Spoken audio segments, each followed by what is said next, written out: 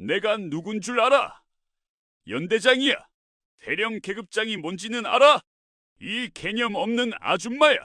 수천 명을 지휘하는 힘을 과시하며 평범한 여성을 짓밟은 만취한 대령. 하지만 다음 날 취임식장, 그는 단상 위에 선 새로운 사단장의 얼굴을 보고 심장이 멎는 듯한 충격에 빠집니다. 과연 무슨 일이 벌어진 걸까요? 영상 보시기 전에 구독과 좋아요 한번 눌러주시면 세상 사연에 큰 힘이 됩니다. 무료로 할 수 있는 소중한 응원, 더 좋은 이야기로 보답하겠습니다. 이제 시작하겠습니다. 경기도 포천시 내촌면의 한 소갈비 전문점은 금요일 저녁이면 언제나 붐볐다. 오늘도 예외는 아니었다. 20대 초반으로 보이는 여직원들이 분주하게 홀을 오가며 주문을 받고 고기를 구워주었다. 테이블마다 앉은 손님들은 대부분 근처 부대 소속 군인들과 그 가족들이었다. 평일 훈련에 지친 몸을 달래려는 듯 소주잔을 기울이는 이들의 얼굴에는 편안함이 깃들어 있었다. 창가 쪽 테이블에는 검은 가죽 재킷을 입은 30대 후반의 여성과 고등학생으로 보이는 소녀가 마주 앉아 있었다. 여성의 이름은 한나영이었다. 그녀는 내일 제8기동사단 사단장 취임식을 앞두고 딸 서아와 함께 외식을 나온 참이었다. 서아는 엄마가 좋아하는 소갈비를 주문하며 환하게 웃고 있었다. 엄마, 내일 떨리지 않아요? 사단장이라니 정말 대단한 거잖아요. 한나영은 부드럽게 미소 지으며 딸의 머리를 쓰다듬었다. 떨리긴 하지. 하지만 내가 응원해주니까 힘이 나는구나. 당연히 응원하죠. 우리 엄마 최고예요. 모녀의 평화로운 대화는 갑자기 들려온 고성에 의해 중단되었다. 식당 중앙 쪽 테이블에서 군복 차림의 중년 남성이 크게 소리를 지르고 있었다. 육군 제5보병사단 소속 강철식 대령이었다. 그의 얼굴은 술기운으로 붉게 상기되어 있었고 눈빛은 초점을 잃고 있었다. 야, 이년아. 내가 뭐라고 했어? 소주 한 병 더 가져오라고 했잖아. 20살 남짓해 보이는 아르바이트생이 겁에 질린 얼굴로 고개를 숙이며 답했다. 죄송합니다만 손님께서 이미 소주 3병을 드셨고 지금 많이 취하신 것 같아서요. 강철식의 눈빛이 험악하게 변했다. 그는 비틀거리며 자리에서 일어나 아르바이트생 앞으로 다가갔다. 주변 테이블의 손님들이 상황을 주시하기 시작했다. 누군가는 휴대전화를 꺼내 들었고 누군가는 불안한 표정으로 식당 문을 바라보았다. 뭐? 감히 내가 나한테 훈수를 둬? 내가 뭔데? 강철식은 호주머니에서 군 신분증을 꺼내 아르바이트생의 얼굴 앞에 들이밀었다. 신분증에는 대령 계급장이 선명하게 보였다. 그는 신분증을 흔들며 위협적인 목소리로 말을 이었다. 내가 누군 줄 알아? 연대장이야, 연대장. 너 같은 애송이 몇천 명을 내 손가락 하나로 움직일 수 있다고. 아르바이트생의 눈에 눈물이 맺히기 시작했다. 그녀는 떨리는 목소리로 다시 한번 사과했다. 정말 죄송합니다. 제가 잘못 생각했습니다. 하지만 강철식은 멈추지 않았다. 오히려 더욱 흥분한 듯 테이블 위에 빈 소주병을 집어들었다. 그는 병을 높이 치켜들며 아르바이트생에게 한 걸음 더 다가갔다. 잘못 생각했다고. 그래, 내가 잘못한 거지. 알면서도 대들었으니까 말이야. 병이 내려오려는 순간이었다. 강철식의 손목이 갑자기 공중에 멈춰섰다. 누군가가 그의 팔을 잡고 있었다. 한나영이었다. 그녀는 창가 테이블에서 일어나 조용히 다가와 강철식의 손목을 제압한 것이었다. 한나영의 얼굴에는 어떤 감정도 드러나지 않았지만 그녀의 눈빛은 차갑게 빛나고 있었다. 그만하시죠. 한나영의 목소리는 나지막했지만 식당 전체에 울려 퍼질 만큼 명확했다. 강철식은 자신의 팔을 잡은 사람을 보고 비웃음을 터뜨렸다. 가죽 재킷에 청바지를 입은 평범한 차림의 여성이 자신을 제지하고 있다는 사실이 우스웠던 것이다. 뭐야, 이 아줌마는? 네 남편이 군인이야 뭐야? 아니면 여기 단골이라서 나대는 거야? 한나영은 대답하지 않았다. 다만 강철식의 손목을 놓아주며 한 걸음 물러섰다. 하지만 그녀의 시선은 강철식의 군복에 새겨진 명찰과 부대 마크를 정확하게 포착하고 있었다. 소속을 확인한 한나영의 입가에 희미한 미소가 스쳤다. 강철식은 한나영의 침묵을 두려움으로 오해했다. 그는 여전히 비틀거리면서도 한나영의 어깨를 향해 손을 뻗었다. 아줌마, 집에 가서 애들이나 돌보고 밥이나 해. 여기는 네가 나설 곳이 아니야. 한나영은 가볍게 몸을 틀어 그의 손을 피했다. 그녀의 움직임은 유려했고 정확했다. 707 특수임무대대 출신답게 수년간 쌓아온 전투 본능이 자연스럽게 발휘된 것이었다. 강철식은 중심을 잃고 휘청거렸다. 주변 손님들이 숨을 죽이고 상황을 지켜보고 있었다. 누군가는 이미 경찰에 신고를 한 듯 했고 누군가는 휴대전화로 상황을 촬영하고 있었다. 한나영은 주변을 천천히 둘러본 뒤 강철식을 향해 마지막으로 말했다. 강철식 대령님, 오늘 이 자리에서 벌어진 일은 모두 기억하겠습니다. 강철식의 얼굴에 잠시 당황한 기색이 스쳤다. 자신의 신원을 정확히 파악한 여성의 말투에서 심상치 않은 기운을 느낀 것이다. 하지만 술 기운이 가시지 않은 그는 곧 다시 거만한 표정을 지으며 반박했다. 뭐? 기억하겠다고? 하고 싶은 대로 해봐. 내가 누군데 겁을 내겠어? 한나영은 더 이상 대꾸하지 않았다. 그녀는 조용히 몸을 돌려 자신의 테이블로 돌아갔다. 딸 서아가 걱정스러운 얼굴로 엄마를 바라보고 있었다. 엄마 괜찮아요? 괜찮아. 우리 계산하고 나가자. 한나영은 계산을 마치고 서아의 손을 잡고 식당을 나섰다. 주차장으로 향하는 그녀의 뒷모습은 여전히 침착했다.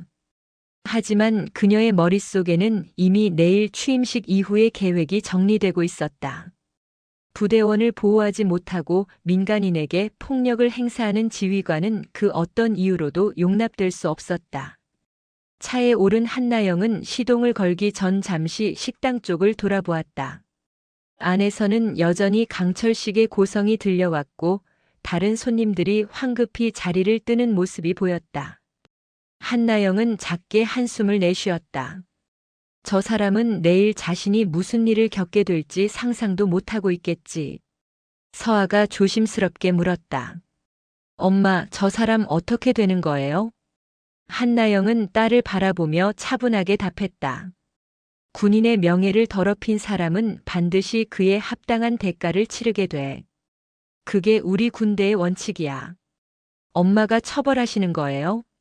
내가 직접 나서지 않아도 돼. 저 사람은 이미 스스로 무덤을 판 거야.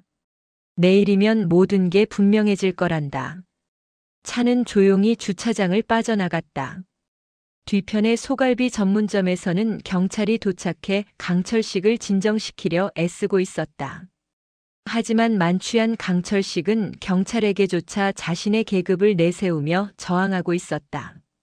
그 모습을 스마트폰으로 촬영한 영상들은 이미 인터넷 커뮤니티에 빠르게 퍼지기 시작했다. 한나영은 집으로 가는 길 내내 말없이 운전에 집중했다. 서아는 엄마의 옆얼굴을 바라보며 내일 있을 취임식을 떠올렸다. 사단장이라는 무거운 책임을 짊어지게 될 엄마가 어떤 모습으로 부대원들 앞에 설지 궁금했다. 그리고 오늘 식당에서 마주친 저 오만한 대령은 엄마와 다시 마주쳤을 때 어떤 표정을 지을지도 궁금했다. 집에 도착한 한나영은 샤워를 마친 뒤 서재로 들어갔다. 책상 위에는 내일 취임식에서 낭독할 원고가 놓여 있었다. 그녀는 원고를 천천히 읽어내려갔다. 부대원들에게 전하고 싶었던 메시지들이 담겨 있었다. 하지만 오늘 식당에서 목격한 일은 그녀의 계획을 바꾸어 놓았다. 한나영은 원고를 접어 서랍에 넣고 새로운 종이를 꺼냈다. 그리고 펜을 들어 첫 문장을 적기 시작했다. 내일 연병장에 모인 모든 이들은 그녀가 어떤 지휘관인지 정확하게 알게 될 것이었다. 밤은 깊어갔고 한나영의 서재에는 여전히 불이 켜져 있었다. 토요일 오전 9시 경기도 양주시에 위치한 제8기동사단 오뚜기 부대 연병장은 이른 시간부터 긴장감으로 가득했다. 신임 사단장 취임식을 앞두고 수천 명의 장병들이 정렬해 있었다.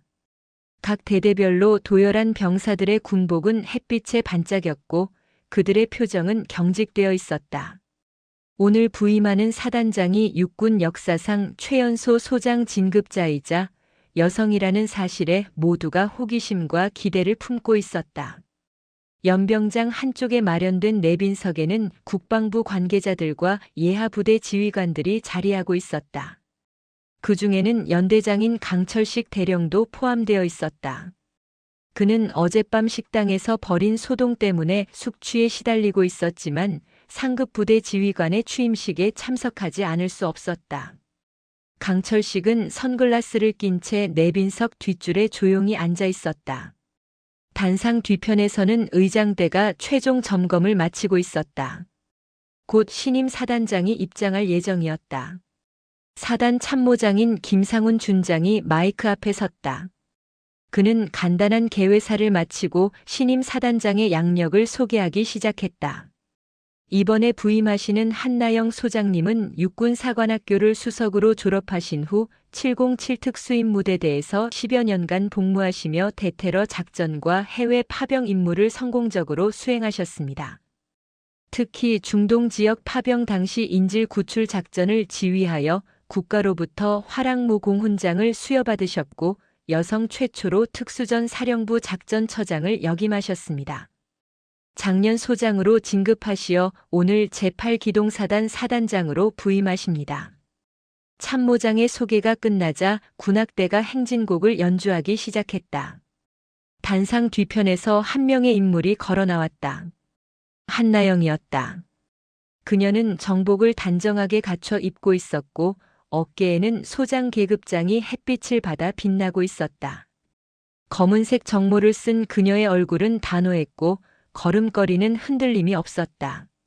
강철식은 단상 위로 올라가는 인물을 보는 순간 온몸이 굳어버렸다. 선글라스 너머로 보이는 그 얼굴은 분명 어제 저녁 식당에서 자신을 제지했던 여자였다. 그가 아줌마라고 부르며 무시했던 그 여자가 지금 사단장 정복을 입고 단상에 서 있었다. 강철식의 머릿속이 하얗게 변했다. 심장이 미친 듯이 뛰기 시작했고 손바닥에서 식은땀이 흘러내렸다. 한나영은 단상 중앙에 섰다. 그녀는 연병장에 도열한 수천 명의 장병들을 천천히 둘러보았다. 젊은 병사들의 눈빛에서 그녀는 기대와 긴장을 동시에 읽어냈다. 그리고 시선을 내빈석으로 돌렸다. 강철식과 눈이 마주쳤다. 강철식은 본능적으로 고개를 숙였다. 한나영의 입가에 희미한 미소가 스쳤다. 한나영은 마이크를 잡았다. 그녀의 목소리가 연병장 전체에 울려 퍼졌다. 제8기동사단 장병 여러분, 그리고 내빈 여러분. 오늘 이 자리에 사단장으로 서게 된 한나영 소장입니다. 연병장이 조용해졌다. 모두가 그녀의 다음 말을 기다리고 있었다.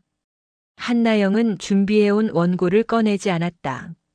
대신 그녀는 내빈석을 다시 한번 바라보며 말을 이었다. 저는 원래 오늘 여러분께 희망과 비전에 대한 이야기를 하려고 했습니다. 하지만 어제 저녁 제가 목격한 일은 그 계획을 바꾸게 만들었습니다. 내빈석에서 웅성거림이 일었다. 참모들이 당황한 표정으로 서로를 바라보았다. 강철식은 더욱 깊숙이 고개를 숙였다.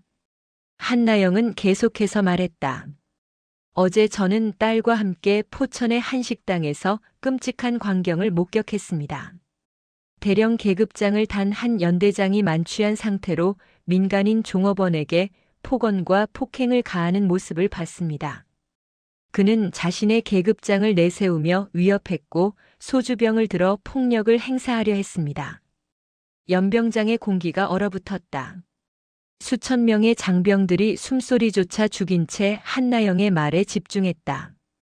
내빈석의 장성들과 영관급 장교들도 긴장한 표정으로 그녀를 바라보았다.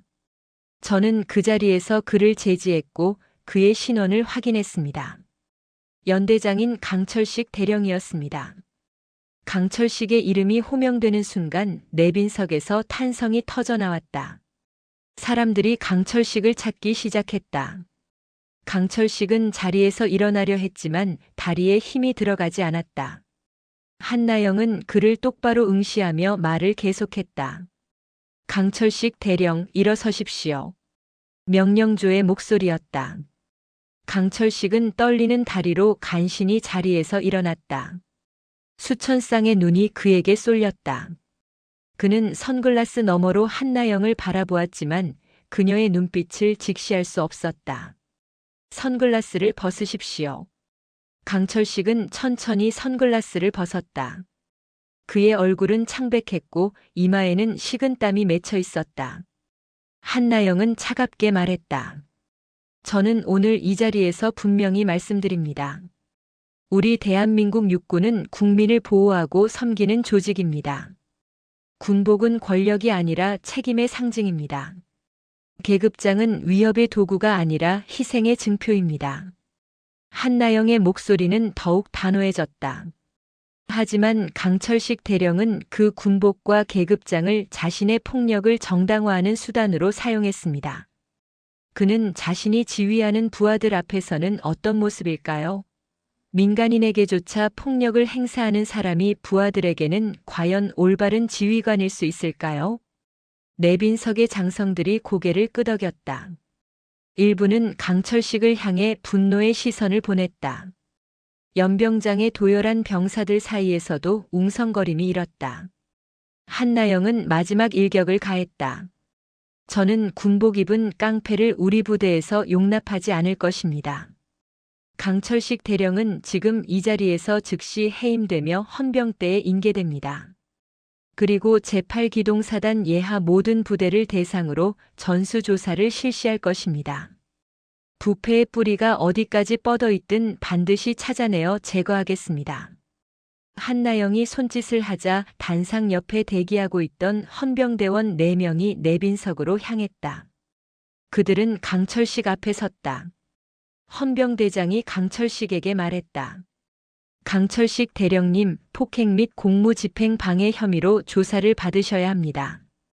동행해 주시기 바랍니다. 강철식은 저항할 힘도 없었다. 그는 주변의 시선을 견디지 못하고 고개를 떨군 채 헌병대원들을 따라갔다. 내빈석을 빠져나가는 그의 뒷모습은 초라하기 그지없었다. 어제까지만 해도 자신의 계급장을 자랑스럽게 내보이던 그 남자는 이제 모든 이들의 경멸 속에서 끌려가고 있었다.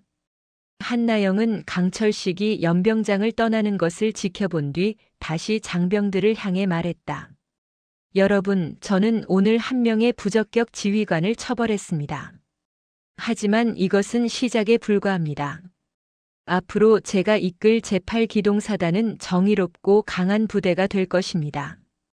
부패는 뿌리 뽑히고 약자는 보호받을 것입니다. 연병장의 도열한 장병들의 표정이 변하기 시작했다. 처음의 긴장감은 존경심으로 바뀌었다. 그들은 자신들의 새로운 지휘관이 어떤 사람인지 분명히 알게 되었다. 한나영은 계속해서 말했다. 저는 여러분에게 강요하지 않겠습니다. 다만 함께 걸어가길 바랍니다. 여러분이 자랑스러워할 수 있는 부대를 만들겠습니다. 국민이 신뢰할 수 있는 군대를 만들겠습니다. 그리고 무엇보다 여러분 한 명 한 명이 존중받는 조직을 만들겠습니다. 한나영은 잠시 숨을 고르고 말을 이었다. 저는 707 특수임 무대대에서 배웠습니다. 진정한 강함은 폭력이 아니라 절제에서 나온다는 것을 말입니다. 진정한 권위는 계급장이 아니라 신뢰에서 나온다는 것을 말입니다. 저는 여러분과 함께 그런 부대를 만들어가고 싶습니다. 참모장이 구령을 외쳤다. 경례. 수천 명의 장병들이 일제히 경례를 올렸다. 그들의 눈빛에는 확신이 담겨 있었다. 한나영은 담례했다. 그녀의 어깨 위 무궁화 두 송이는 아침 햇살을 받아 더욱 찬란하게 빛났다. 취임식이 끝나고 한나영은 사단장실로 향했다. 참모들이 그녀를 따라왔다. 참모장 김상훈 준장이 조심스럽게 입을 열었다. 사단장님, 오늘 취임사는 상당히 파격적이었습니다. 상부에서 문제 삼을 수도 있습니다. 한나영은 웃으며 답했다. 문제 삼는다면 그것도 좋습니다. 부패를 방치하는 상부라면 그들도 함께 정리되어야 하니까요. 참모들은 그녀의 배짱에 감탄했다. 한나영은 사단장실 책상에 앉으며 말했다. 지금부터 예하 모든 연대와 대대를 대상으로 기강 점검을 실시합니다. 병역 내 폭력, 금품 수수, 부당한 대우 등 모든 비리를 조사하십시오. 제보자는 철저히 보호하고 가해자는 엄정히 처벌하겠습니다. 작전 참모인 박준혁 대령이 물었다. 사단장님, 조사 범위가 너무 넓으면 부대 운영에 차질이 생길 수 있습니다. 한나영은 단호하게 답했다. 차질이 생기더라도 상관없습니다. 썩은 뿌리 위에서는 건강한 나무가 자랄 수 없습니다. 지금 당장 고통스럽더라도 반드시 해야 할 일입니다. 참모들은 고개를 끄덕였다. 인사참모인 이재훈 중령이 조심스럽게 물었다. 사단장님, 강철식 대령 건으로 항의가 들어올 수 있습니다. 한나영은 창밖을 바라보며 답했다. 항의가 들어오면 증거 자료를 보내주십시오. 어제 식당 CCTV 영상과 목격자 진술서를 확보해 두었습니다. 그리고 인터넷에 이미 영상이 퍼진 상태입니다. 그쪽에서 덮으려 해도 늦었습니다. 참모장이 감탄하며 말했다. 준비가 철저하셨습니다. 준비가 아니라 당연한 절차입니다. 범죄 현장을 목격했다면 증거를 확보하는 것은 기본이니까요. 한나영은 책상 위에 놓인 서류 뭉치를 집어들었다. 제8기동사단 예하 부대 현황 보고서였다. 그녀는 첫 장을 넘기며 말했다. 오늘부터 각 연대별로 순회 방문을 시작하겠습니다. 병사들과 직접 면담하고 부대 실태를 파악하겠습니다. 참모장님, 일정을 잡아주십시오. 알겠습니다, 사단장님. 회의가 끝나고 참모들이 나간 뒤 한나영은 혼자 사단장실에 남았다. 그녀는 창문 너머로 보이는 연병장을 바라보았다. 아직도 장병들이 무리지어 서서 이야기를 나누고 있었다. 오늘 취임식에서 벌어진 일이 화제였을 것이다. 한나영의 휴대전화가 울렸다. 딸 서아였다. 엄마, 취임식 잘 끝났어요? 응, 잘 끝났어. 인터넷에 엄마 영상 올라왔던데요. 대령을 바로 잡았다면서요? 한나영은 쓴웃음을 지었다. 그래. 이미 퍼졌구나. 엄마 완전 멋있어요. 댓글들도 다 응원하고 있어요. 역시 우리 엄마. 고마워, 서아야. 저녁에 집에서 보자. 전화를 끄는 한나영은 다시 창밖을 바라보았다. 오후 햇살이 연병장을 비추고 있었다. 평화로운 풍경이었지만 한나영은 알고 있었다. 이 평화는 겉모습일 뿐이라는 것을. 강철식 같은 인물이 연대장을 할 수 있었다는 사실 자체가 조직의 깊은 병폐를 보여주는 것이었다. 한나영은 책상 서랍에서 작은 수첩을 꺼냈다. 707 특수임무대대 시절부터 사용하던 것이었다. 그녀는 펜을 들어 첫 페이지에 한 줄을 적었다. 강철식 대령 배후 조직 조사 필요. 그녀의 직감이 말하고 있었다. 한 명의 부패한 지휘관 뒤에는 반드시 더 큰 조직이 있다고. 그리고 그 조직은 자신들의 이익을 지키기 위해 움직일 것이라고. 한나영은 수첩을 닫고 다시 서류를 펼쳤다. 싸움은 이제 시작이었다. 같은 시각 헌병대 조사실에서 강철식은 차가운 의자에 앉아 있었다. 그의 앞에는 헌병대 수사관이 녹음기를 켜놓고 질문을 하고 있었다. 강철식 대령님, 어제 포천시 소갈비 전문점에서 벌어진 일에 대해 진술해 주시기 바랍니다. 강철식은 고개를 떨구고 있었다. 그의 입에서는 어떤 변명도 나오지 않았다. 모든 것이 CCTV에 찍혔고 수십 명의 목격자가 있었다. 무엇보다 한나영이라는 소장이 직접 목격한 사건이었다. 변명의 여지가 없었다. 대령님, 진술을 거부하시면 조사가 길어집니다. 강철식은 떨리는 목소리로 겨우 입을 열었다. 제가 술을 너무 많이 마셨습니다. 정신이 없었습니다. 그래서 민간인에게 폭언과 폭행을 가한 것입니까? 죄송합니다. 수사관은 서류를 넘기며 말했다. 대령님, 이것이 처음이 아니라는 제보가 들어왔습니다. 연대 내에서도 유사한 사례가 있었다고 하는데요. 강철식의 얼굴이 더욱 창백해졌다. 그는 이제 자신의 인생이 끝났다는 것을 깨달았다. 한나영이라는 소장은 절대 이 일을 덮지 않을 것이다. 그녀의 눈빛에서 그것을 확인했다. 타협 없는 단호함. 강철식에 대한 조사는 예상보다 빠르게 진행되었다. 헌병대 수사관들이 그의 연대를 전수조사한 결과 군납 비리의 실체가 드러났다. 부실한 식자재 납품, 허위 정비 계약, 유령 인력 운용 등 수십 건의 비리가 확인되었다. 그리고 모든 비리의 중심에는 청룡회라는 조직이 있었다. 한나영은 사단장실에서 헌병대가 제출한 보고서를 검토하고 있었다. 청룡회는 표면적으로는 향후회를 가장한 친목단체였지만 실상은 군납 이권을 독점하는 범죄 조직이었다. 보고서 말미에는 청룡회의 수장으로 추정되는 인물의 이름이 적혀 있었다. 임태수 예비역 중장. 10년 전 군수사령부 부사령관을 끝으로 전역한 인물이었다. 한나영은 참모장에게 물었다. 임태수라는 이름 들어보셨습니까? 김상훈 준장은 잠시 생각하다가 답했다. 예, 알고 있습니다. 전역 당시에도 비리 의혹이 있었지만 증거 불충분으로 넘어갔다고 들었습니다. 전역 후 사업을 한다는 소문은 있었는데 이런 조직을 운영하고 있었군요. 강철식은 이 조직의 말단에 불과합니다. 우리가 건드린 것은 빙산의 일각이에요. 한나영은 보고서를 덮으며 말했다. 검찰과 국방부 감찰실에 자료를 넘기십시오. 이건 우리 선에서 처리할 수 있는 사안이 아닙니다. 알겠습니다, 사단장님. 하지만 한나영의 예상과 달리 사건은 조용히 진행되지 않았다. 청룡회는 이미 움직이고 있었다. 서울 강남구의 한 고급 오피스텔 최상층에서 임태수는 부하들과 긴급 회의를 하고 있었다. 육중한 체구의 60대 남성인 임태수는 책상을 주먹으로 내리치며 분노를 드러냈다. 한나영이라는 계집이 감히 우리 조직을 건드려? 강철식 그 멍청한 놈이 일을 이 모양으로 만들어놨어. 옆에 서 있던 청룡회 실행부장 차민호가 조심스럽게 말했다. 회장님, 이미 검찰과 국방부의 자료가 넘어갔다고 합니다. 시간이 없습니다. 시간이 없다는 건 나도 안다. 그래서 어떻게 할 건데? 한나영을 제거해야 합니다.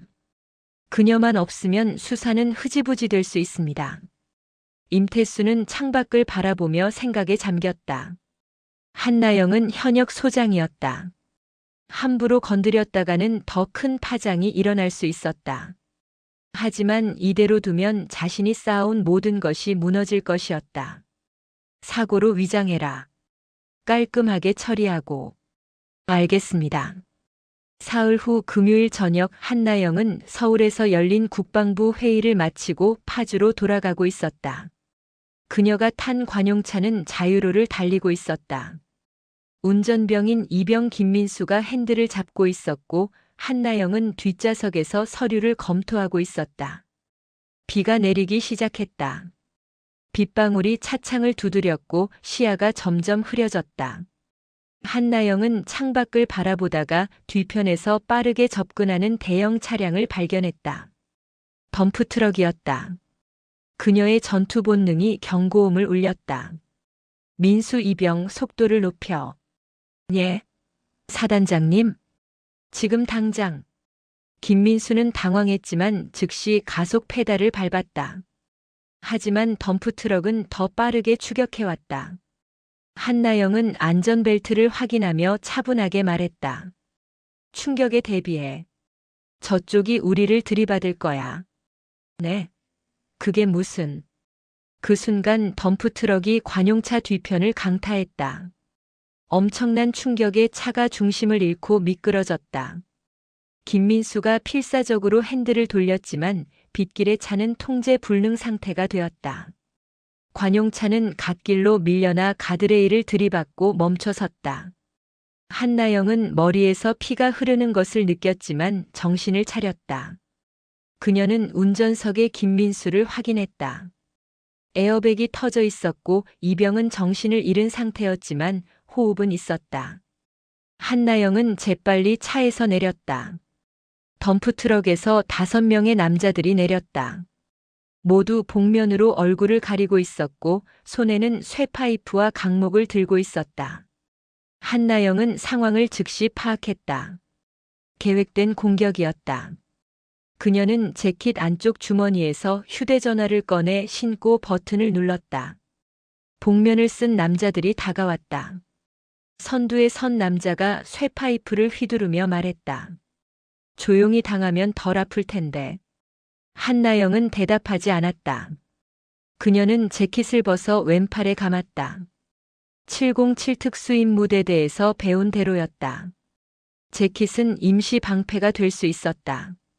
그녀는 낮은 자세를 취하며 상대의 움직임을 관찰했다. 첫 번째 남자가 파이프를 내리쳤다. 한나영은 재킷으로 막아내며 몸을 돌려 남자의 옆구리에 발차기를 날렸다. 남자가 비명을 지르며 쓰러졌다. 두 번째 남자가 강목을 들고 달려들었다. 한나영은 낮게 몸을 숙여 피한 뒤 남자의 무릎을 가격했다. 무릎이 꺾이는 소리와 함께 남자가 바닥에 쓰러졌다. 하지만 한나영도 무사하지 않았다. 세 번째 남자가 휘두른 쇠파이프가 그녀의 어깨를 강타했다. 날카로운 통증이 퍼졌지만 한나영은 비명을 삼켰다. 그녀는 통증을 무시하고 남자의 손목을 잡아 비틀었다. 파이프가 바닥에 떨어졌고 한나영은 그것을 주워들었다. 물러서라. 경찰이 곧 온다. 하지만 남자들은 물러서지 않았다. 네 번째와 다섯 번째 남자가 동시에 달려들었다. 한나영은 파이프로 한 남자의 다리를 가격하고 발로 다른 남자의 복부를 찼다. 빗속에서 펼쳐지는 전투는 치열했다. 한나영의 얼굴과 몸에서 피가 흘렀지만 그녀는 멈추지 않았다. 마침내 5명 모두 바닥에 쓰러졌다. 한나영은 거친 숨을 몰아쉬며 주저앉았다. 어깨와 옆구리의 통증이 견딜 수 없을 정도였다. 그때 경찰 사이렌 소리가 들렸다. 순찰차 2대가 현장에 도착했다. 경찰관들이 달려왔다. 괜찮으십니까? 구급차를 불렀습니다. 한나영은 고개를 끄덕이며 운전석을 가리켰다. 저기 우리 운전병이 있습니다. 먼저 확인해 주세요. 알겠습니다. 한나영은 경찰에게 사건 경위를 설명하고 습격자들을 체포하도록 지시했다. 그리고 참모장에게 전화를 걸었다. 참모장님, 저입니다. 방금 습격을 받았습니다. 뭐라고요? 사단장님 괜찮으십니까? 다쳤지만 괜찮습니다. 하지만 이건 시작에 불과할 겁니다. 청룡회가 본격적으로 움직이기 시작했어요. 병원에서 치료를 받는 동안 한나영은 습격자들의 신문 결과를 보고받았다. 그들은 모두 청룡회 소속이었고 임태수의 직접 지시를 받았다고 자백했다. 하지만 한나영이 병원을 나서려는 순간 더욱 충격적인 소식이 전해졌다. 참모장이 다급한 목소리로 전화를 걸어왔다. 사단장님, 큰일 났습니다. 서와 양이 등교 중에 실종되었습니다. 한나영의 심장이 멈춘 듯 했다. 그녀는 떨리는 목소리로 물었다. 무슨 소리입니까? 학교 앞에서 검은색 승합차가 서와 양을 강제로 태워갔다고 목격자가 신고했습니다. 지금 경찰이 CCTV를 확인하고 있습니다. 한나영은 휴대전화를 쥔 손이 떨리는 것을 느꼈다. 분노와 공포가 동시에 밀려왔다. 그녀는 이를 악물며 말했다. 즉시 비상 소집하십시오. 그리고 707 특임대 동기들에게 연락하세요. 알겠습니다. 전화를 끄는 한나영에게 낯선 번호로 전화가 걸려왔다. 그녀는 전화를 받았다. 임태수의 목소리가 들렸다. 한나영 소장 처음 뵙는군요. 아니, 목소리로는 처음이지. 딸을 어디에 두었습니까? 걱정 마십시오. 아직은 무사합니다. 아직은 말이죠. 한나영은 분노를 억누르며 차분하게 말했다. 요구 사항이 뭡니까? 간단합니다. 당신이 수집한 우리 조직에 대한 모든 자료를 가지고 혼자 지정된 장소로 오십시오. 경찰이나 군대를 부르면 딸은 죽습니다. 장소가 어딥니까? 문자로 보내드리겠습니다. 1시간 안에 오십시오. 늦으면 딸의 손가락 하나씩 잘라 보내드리죠. 전화가 끊어졌다. 한나영의 휴대전화로 주소가 전송되었다. 양주시 외곽의 폐석재 공장이었다. 한나영은 병원 복도에 서서 주먹을 쥐었다. 손톱이 손바닥을 파고들었지만 통증을 느끼지 못했다. 그녀의 머릿속에는 오직 딸의 얼굴만 떠올랐다. 참모장이 다시 전화를 걸어왔다. 사단장님, 707 동기들이 대기 중입니다. 위치만 알려주시면 즉시 투입하겠습니다. 한나영은 잠시 망설였다. 하지만 그녀는 군인이었고 어머니였다. 군인으로서는 조직의 힘을 빌려야 했지만 어머니로서는 단 1초도 지체할 수 없었다. 참모장님, 제가 먼저 들어갑니다. 위치를 보내드릴 테니 30분 후에 투입하십시오. 사단장님, 그건 너무 위험합니다. 명령입니다. 제 말대로 하십시오. 한나영은 병원을 나와 주차장으로 향했다. 그녀는 차에 올라타 시동을 걸었다. 부상 입은 어깨가 욱신거렸지만 상관없었다. 그녀는 폐석재 공장 주소를 내비게이션에 입력했다. 거리는 약 40km. 시간은 촉박했다. 차가 출발했다. 한나영은 백미러로 자신의 얼굴을 보았다. 이마의 상처에서 아직도 피가 배어나왔다. 하지만 그녀의 눈빛은 흔들림이 없었다. 707 특수임무대대에서 그녀는 인질 구출 작전을 수없이 수행했다. 하지만 이번에는 달랐다. 인질이 자신의 딸이었다. 한나영은 조수석에 놓인 가방을 열었다. 안에는 항상 휴대하는 전술용 단검과 소형 연막탄이 들어있었다. 그녀는 그것들을 확인하고 재킷 안쪽에 숨겼다. 준비는 끝났다. 이제 남은 것은 전투뿐이었다. 차는 어둠 속을 달렸다. 한나영의 입술 사이로 낮은 중얼거림이 흘러나왔다. 서아야, 엄마가 간다. 조금만 기다려라. 폐석재 공장까지의 거리가 점점 가까워지고 있었다. 한나영은 핸들을 쥔 손에 힘을 주었다. 임태수가 어떤 함정을 준비했든 상관없었다. 그녀는 반드시 딸을 구해낼 것이었다.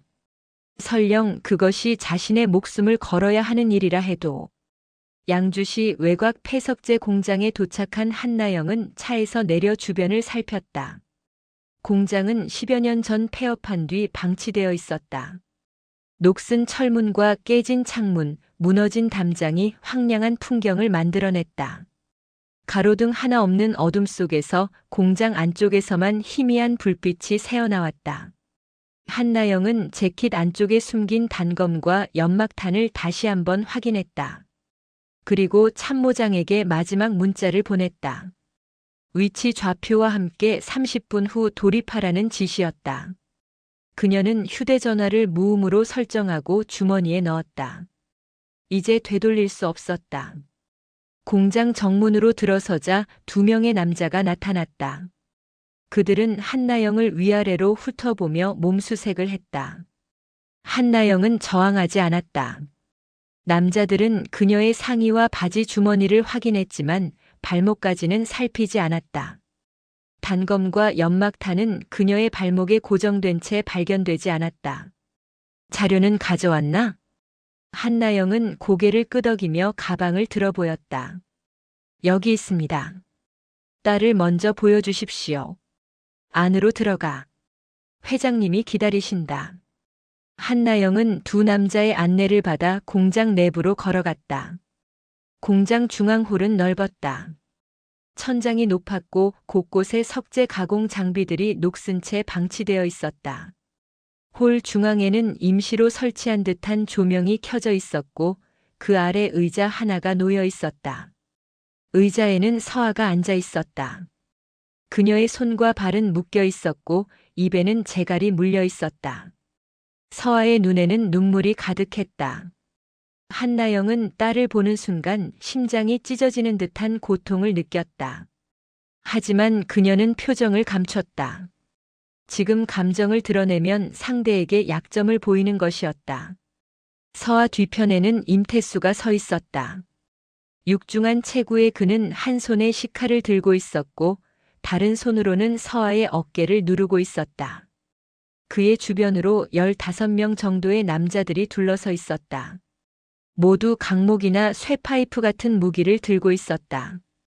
임태수가 비웃음을 지으며 말했다. 한나영 소장 직접 보니 소문대로 배짱이 있군요. 혼자 오다니. 한나영은 차분하게 대답했다. 자료는 여기 있습니다. 딸을 풀어주십시오. 자료부터 확인하죠. 한나영은 가방을 바닥에 내려놓고 앞으로 밀었다. 임태수가 손짓하자 부하 한 명이 가방을 집어들고 내용물을 확인했다. USB와 서류 뭉치가 들어 있었다. 부하가 고개를 끄덕이며 임태수에게 보고했다. 확인했습니다.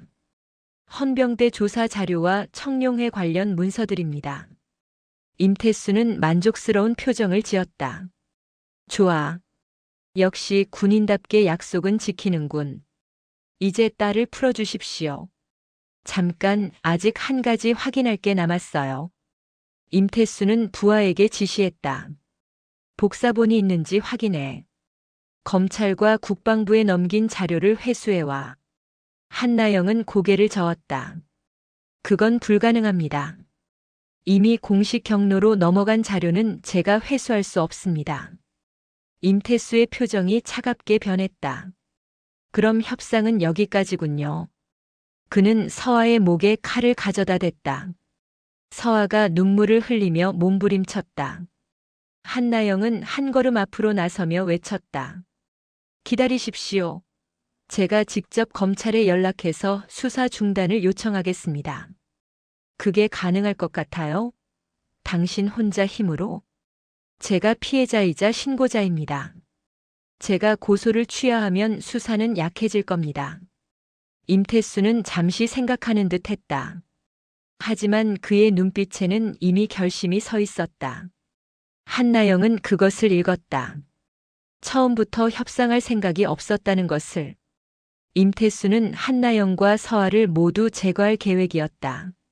소장님, 당신은 똑똑한 사람이에요. 하지만 너무 정의로웠던 게 문제였죠. 이 세상은 정의만으로는 살아갈 수 없어요. 당신이 세상을 잘못 봤습니다. 그럴까요? 어쨌든 당신은 여기서 끝이에요. 딸과 함께. 임태수가 손짓하자 주변의 남자들이 한나영을 향해 다가오기 시작했다. 한나영은 두 손을 들어 항복하는 척했다. 알겠습니다. 제가 졌습니다. 딸만은 살려주십시오. 미안하지만 그것도 안 되죠. 목격자를 남길 수는 없으니까. 그 순간이었다. 한나영은 번개처럼 몸을 숙여 발목에서 단검을 빼냈다. 그리고 정확한 동작으로 단검을 던졌다. 단검은 회전하며 날아가 서아를 붙잡고 있던 남자의 손목을 관통했다. 남자가 비명을 지르며 칼을 떨어뜨렸다. 동시에 한나영은 허리춤에서 연막탄을 꺼내 바닥에 던졌다.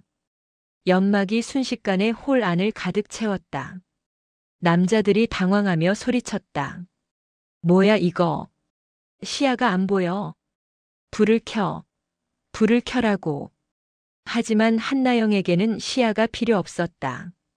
그녀는 707 특수임 무대대에서 암흑 속 전투 훈련을 수없이 받았다. 그녀는 소리와 기척만으로 상대의 위치를 파악할 수 있었다. 한나영은 연기 속을 유령처럼 움직이며 남자들을 하나씩 제압하기 시작했다.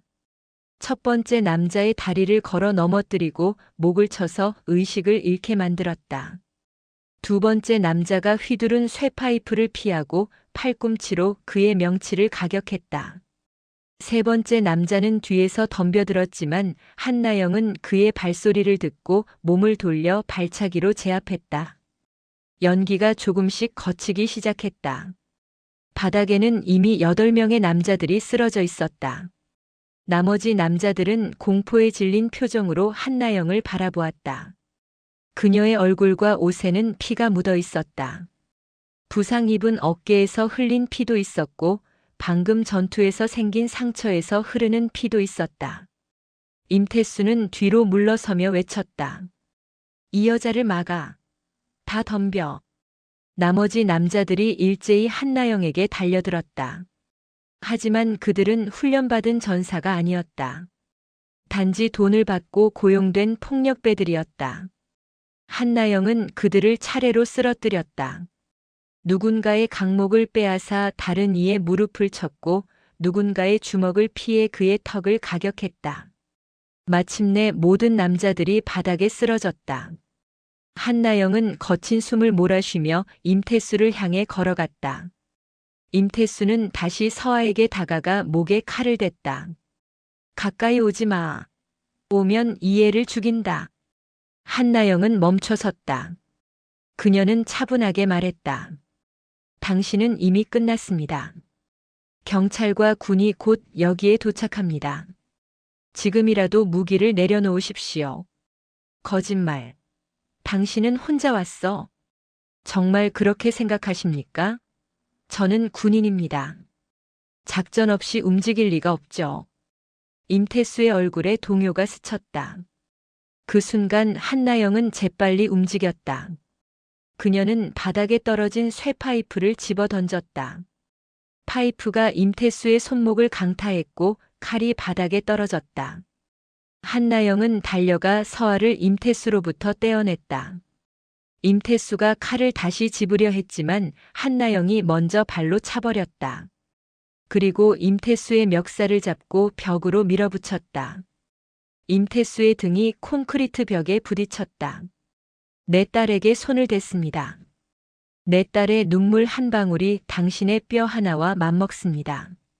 한나영은 임태수의 오른팔을 비틀었다. 뼈가 꺾이는 소리와 함께 임태수가 비명을 질렀다. 으악! 이건 자유로에서 습격한 대가입니다. 한나영은 임태수의 왼팔도 비틀었다. 또 다른 비명이 터져나왔다. 이건 내 딸을 납치한 대가입니다. 한나영은 임태수를 바닥에 내동댕이 쳤다. 임태수는 두 팔을 못 쓰는 상태로 바닥에 쓰러져 신음했다. 한나영은 그의 위에 무릎을 올려놓고 목을 눌렀다. 당신은 군복을 입었던 사람입니다. 중장까지 올라갔던 사람입니다. 어떻게 이렇게 추악하게 변할 수 있었습니까? 임태수는 숨이 막혀 말을 제대로 하지 못했다.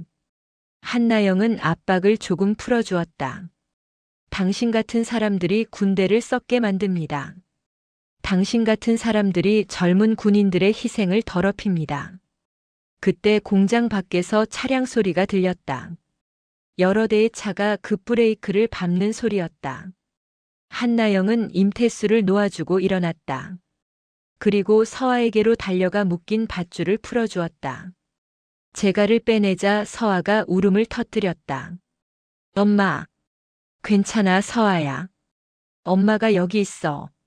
한나영은 딸을 꽉 껴안았다. 서아는 엄마의 품에서 한참을 울었다. 한나영도 눈물을 참지 못했다. 그녀는 딸의 머리를 쓰다듬으며 반복해서 말했다. 미안해. 엄마가 너를 지켜주지 못해서 미안해. 아니에요, 엄마. 엄마가 구해줬잖아요. 공장 문이 열리며 무장한 남자들이 쏟아져 들어왔다. 707 특수임무대대 출신인 한나영의 동기들이었다. 그들은 여전히 예비군 신분이었지만 유사시를 대비해 연락망을 유지하고 있었다. 선두에 선 남자가 한나영을 보고 외쳤다. 나영아. 준호야, 늦었어. 박준호 예비역 소령은 주변을 둘러보며 감탄했다. 이미 다 끝났네. 역시 너답다. 서아부터 밖으로 데리고 나가줘. 구급차를 불렀어. 알겠어. 박준호가 서아를 부축해 밖으로 나갔다. 나머지 동기들은 바닥에 쓰러진 남자들을 확인하고 결박하기 시작했다. 한나영은 임태수에게 다가가 그를 일으켜 세웠다. 임태수, 당신은 군인 신분 모독, 공무원 살해 미수, 미성년자 납치, 조직 폭력 등으로 기소될 것입니다. 당신이 쌓아온 모든 것이 무너질 겁니다. 임태수는 고개를 떨군 채 아무 말도 하지 못했다. 그의 얼굴에는 패배감이 가득했다. 잠시 후 경찰과 헌병대가 도착했다. 그들은 임태수와 그의 부하들을 연행했다. 한나영은 공장 밖으로 나왔다. 구급차에서 서아가 응급 처치를 받고 있었다. 한나영은 딸 옆에 앉았다. 구급대원이 한나영의 상처도 치료하려 했지만 그녀는 고개를 저었다. 제 딸부터 봐주세요. 사단장님도 심하게 다치셨습니다. 괜찮습니다. 제 딸이 먼저입니다. 참모장 김상훈 준장이 다가왔다. 사단장님, 정말 무사하셔서 다행입니다. 서아 양도 큰 부상은 없다고 합니다. 고맙습니다, 참모장님. 모두 덕분입니다. 아닙니다. 사단장님의 용기 덕분입니다. 한나영은 하늘을 올려다보았다. 새벽이 다가오고 있었다. 어둠이 걷히고 동쪽 하늘이 밝아지고 있었다. 긴 밤이 지나가고 있었다.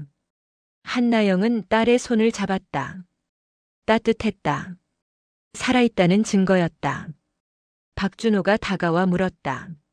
나영아, 이제 어떻게 할 거야? 한나영은 미소 지으며 답했다. 아직 끝나지 않았어. 청룡회의 뿌리를 완전히 뽑아야 해. 임태수 하나 잡았다고 끝난 게 아니야. 역시 너답다. 도움이 필요하면 언제든 연락해. 고마워, 준호야. 구급차가 출발 준비를 했다. 한나영은 서아와 함께 구급차에 올라탔다. 차가 움직이기 시작했다. 한나영은 창밖을 바라보았다. 폐석재 공장은 점점 멀어지고 있었다. 그곳에서 벌어진 일은 그녀에게 또 하나의 상처를 남겼지만 동시에 더 강한 결의도 심어주었다. 한나영은 딸의 머리를 자신의 어깨에 기대게 하고 눈을 감았다. 이제 진짜 전쟁이 시작될 것이었다. 청룡회는 단지 시작에 불과했다. 군대 안팎의 부패와 비리를 뿌리 뽑는 것. 그것이 그녀가 소장 계급장을 단 이유였다. 그녀는 절대 물러서지 않을 것이었다. 임태수가 구속된 지 3일 후 한나영은 검찰로부터 연락을 받았다. 임태수가 사법 거래를 제안하며 청룡회 조직의 전모를 자백하겠다고 했다는 내용이었다. 한나영은 즉시 서울중앙지검으로 향했다. 검사실에서 담당 검사가 두꺼운 파일을 건넸다. 한나영 소장님, 임태수의 진술 내용입니다. 상상 이상입니다. 한나영은 파일을 펼쳤다. 청룡회는 단순한 군납 비리 조직이 아니었다. 전국 주요 군부대의 연결망을 가진 거대 범죄 조직이었다. 군납 업체를 통한 비자금 조성, 부실 장비 납품, 허위 계약을 통한 예산 횡령 등 10여 년간 쌓인 비리의 규모는 수백억 원에 달했다. 더 충격적인 것은 연루된 인물들의 명단이었다. 현역 장성 5명, 영관급 장교 20여 명, 그리고 국방관련위원회 소속 국회의원 3명의 이름이 적혀 있었다. 한나영은 파일을 덮으며 검사에게 물었다.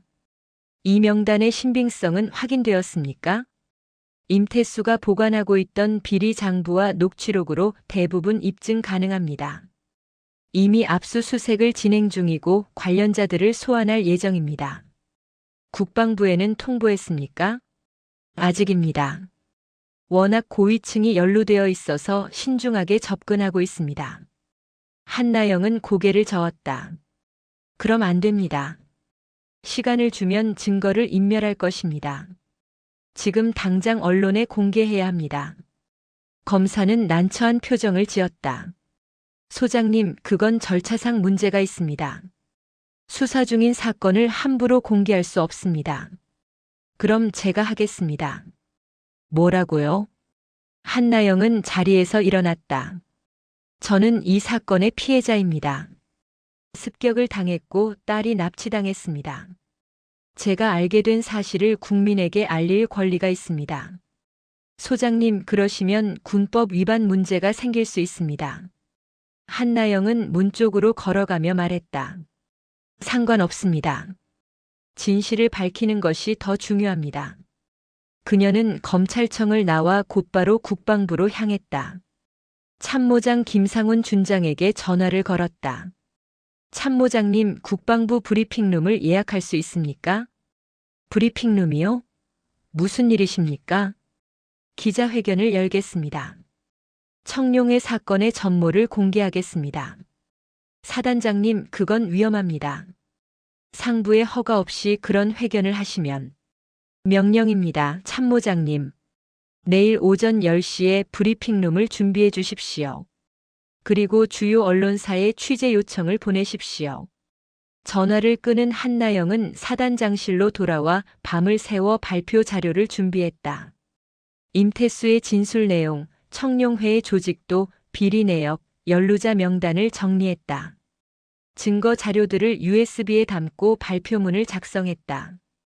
다음 날 아침 국방부 브리핑룸에는 수십 명의 기자들이 모여 있었다.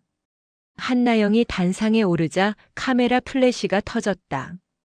그녀의 이마에는 아직 폐석제 공장에서 입은 상처의 흔적이 남아 있었다. 한나영은 마이크 앞에 섰다. 안녕하십니까?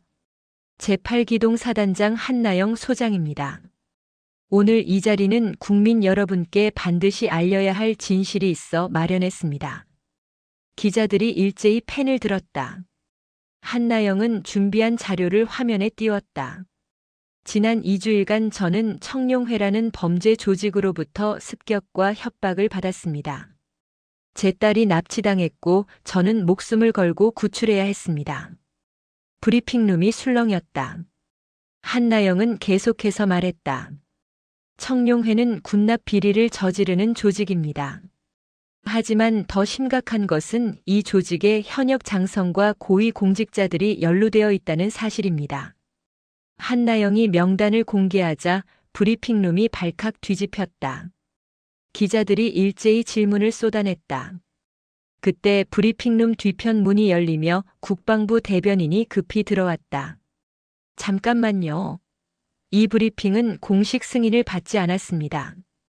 즉시 중단하십시오. 한나영은 대변인을 바라보며 차분하게 말했다. 저는 현역 장성으로서 국민에게 진실을 알릴 의무가 있습니다. 소장님, 이건 명령입니다. 당장 내려오십시오. 거부하겠습니다. 대변인이 손짓하자 경호원들이 단상으로 올라오려 했다. 기자들이 항의하며 소리쳤다. 국민의 알 권리를 막지 마십시오. 왜 진실을 숨기려고 합니까?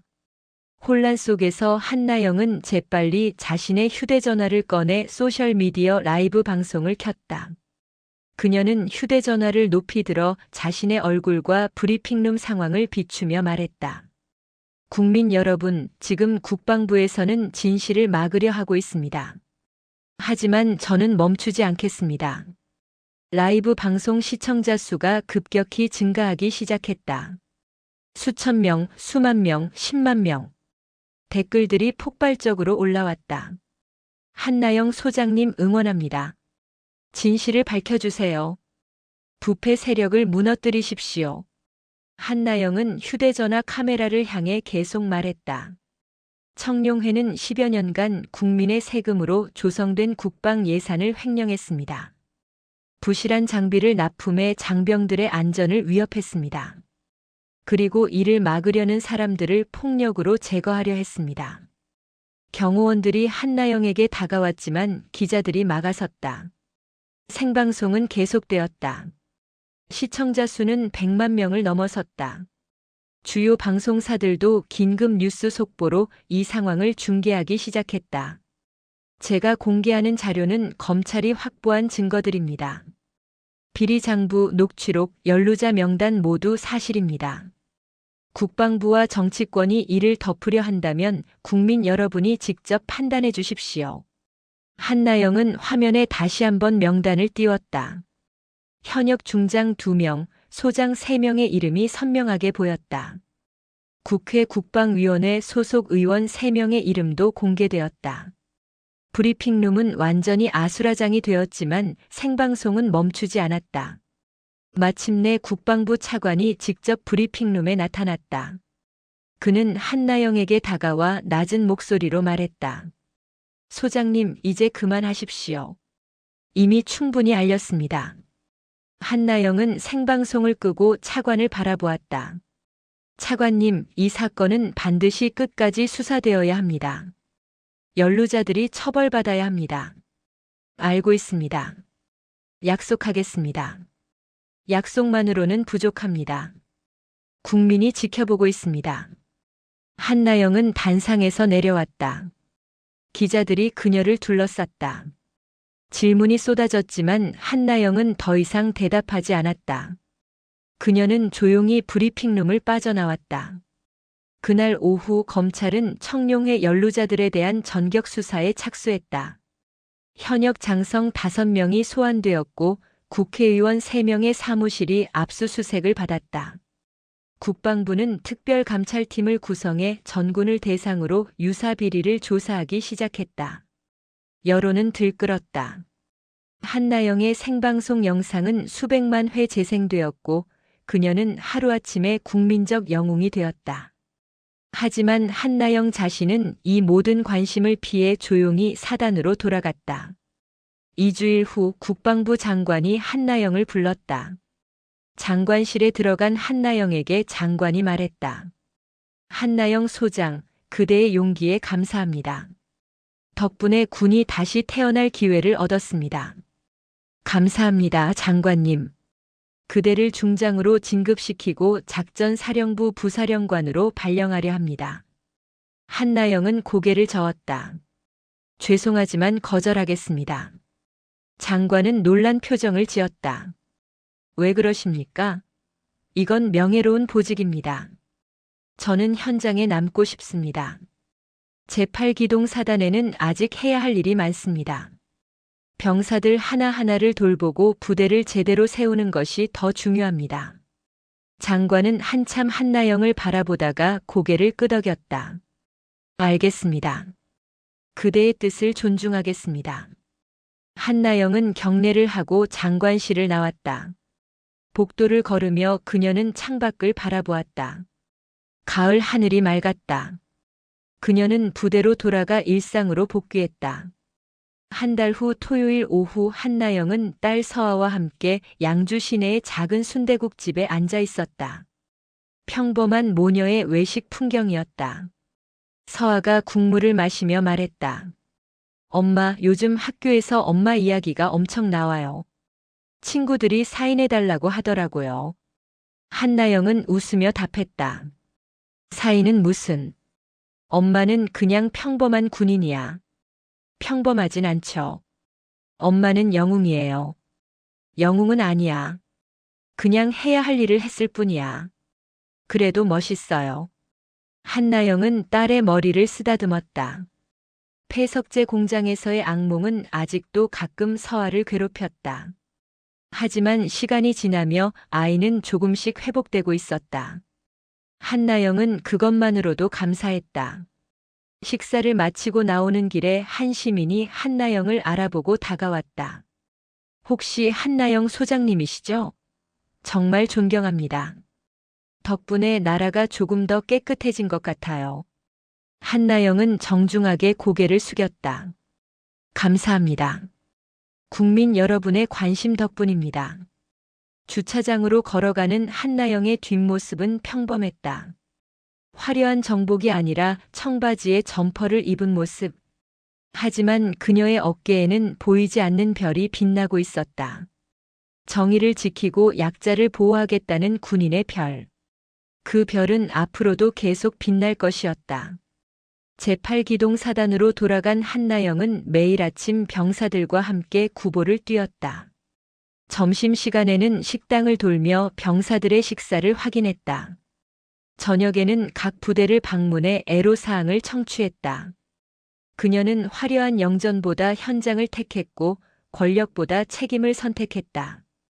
어느 날 저녁 참모회의에서 김상훈 준장이 보고했다. 사단장님, 이번 달 병사 만족도 조사 결과가 나왔습니다. 전년 대비 30% 상승했습니다. 좋습니다. 하지만 아직 충분하지 않습니다. 100%가 만족할 때까지 계속 개선하겠습니다. 알겠습니다. 한나영은 창밖을 바라보았다. 연병장에서 병사들이 훈련을 마치고 돌아가고 있었다. 그들의 얼굴에는 피로가 있었지만 동시에 자부심도 있었다. 한나영은 그 모습을 보며 미소 지었다. 청룡의 사건 이후 군 내부에는 큰 변화가 일었다. 비리 신고 센터가 활성화되었고 감찰 제도가 강화되었다. 연루되었던 장성들과 정치인들은 모두 구속되어 재판을 받고 있었다. 임태수는 징역 15년을 선고받았다. 하지만 한나영은 알고 있었다. 이것이 끝이 아니라는 것을. 부패는 한 번의 척결로 사라지지 않는다는 것을. 끊임없는 경계와 노력이 필요하다는 것을. 그녀는 그 싸움을 계속할 것이었다. 겨울이 다가왔다. 한나영은 사단장실에서 내년 계획을 수립하고 있었다. 병영 문화 개선, 훈련 체계 혁신, 복지 시설 확충. 해야 할 일들이 산더미였다. 하지만 한나영은 두렵지 않았다. 그녀에게는 신념이 있었고 함께할 동료들이 있었다. 책상 위 액자에는 서아와 함께 찍은 사진이 놓여 있었다. 한나영은 사진을 바라보며 생각했다. 이 아이가 자라나는 세상이 조금 더 정의로웠으면 좋겠다고. 이 아이가 군대를 신뢰할 수 있으면 좋겠다고. 그래서 한나영은 오늘도 싸우는 것이었다. 밤이 깊어갔다. 사단장실의 불은 여전히 켜져 있었다. 한나영은 펜을 들고 서류를 검토했다. 그녀의 얼굴에는 피로가 서려 있었지만 눈빛만은 여전히 맑았다. 정의를 향한 의지. 그것이 한나영을 움직이는 힘이었다. 한나영은 더 이상 단순한 군인이 아니었다. 그녀는 이 시대의 양심이었고 희망이었다. 부패와 타협하지 않는 용기의 상징이었다. 그리고 그녀의 이야기는 많은 이들에게 변화의 가능성을 보여주었다. 한 사람의 용기가 세상을 바꿀 수 있다는 것을, 정의는 반드시 승리한다는 것을. 한나영은 창밖의 별을 바라보았다. 어깨 위 별 2개. 그 별은 이제 국민 모두의 것이었다. 희망의 별, 정의의 별. 그리고 그 별은 앞으로도 계속 빛날 것이었다. 오늘 이야기 어떠셨나요? 한나영 소장의 이야기는 우리에게 중요한 교훈을 남깁니다. 진정한 권위는 계급장에서 나오는 것이 아니라 올바른 행동에서 비롯됩니다. 때로는 한 사람의 용기가 썩은 조직 전체를 바꿀 수 있습니다. 여러분이 어떤 위치에 있든 정의를 위해 목소리를 낼 때 세상은 조금씩 변화합니다. 오늘도 좋은 하루 되시기 바랍니다. 영상이 재미있으셨다면 구독과 좋아요, 댓글까지 부탁드리고 오늘도 건강하고 행복한 하루 되시길 바랍니다. 바랍니다. 바랍니다. 바랍니다. 바랍니다. 바랍니다.